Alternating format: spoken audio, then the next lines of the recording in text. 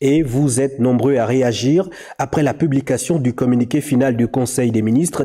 Des nominations n'en point finir. Des anciens du régime déchus reviennent encore aux affaires et sont promus à des hautes fonctions.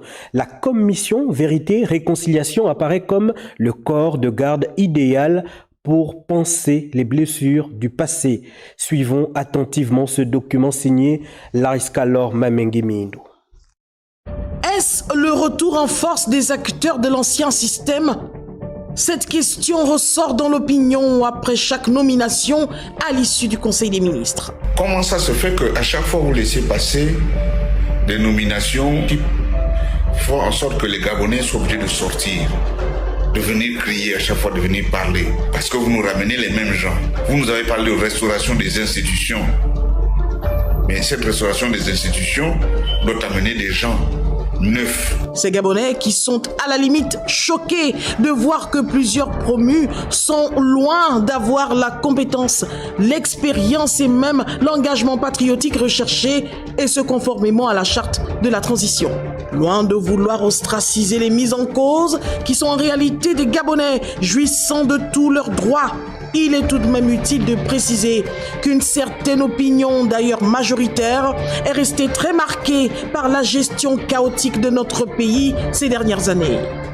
Une gestion entre grandes familles, copains, coquins, accointances culturelles, claniques et même religieuses. Des critères qui ont favorisé jadis l'émergence d'une caste d'orgueilleux, avec en prime des airs de suffisance, de toute puissance. Ces roitelets qui avaient pris le malin plaisir de pourrir la vie à ceux qui osaient avoir un discours franc, ceux qui avaient le courage de leur tenir tête pour l'honneur et la dignité humaine. Un passé sombre dans les plaies sont encore béantes. D'où la proposition par plusieurs observateurs d'une commission Vérité et Réconciliation qui devra permettre aux Gabonais de percer les ventres. Autrement dit, d'établir au préalable la responsabilité de chacun dans la fragilisation du tissu social, la crise de confiance entre population et dirigeants, les règlements de compte qui ont détruit des carrières, des vies entières.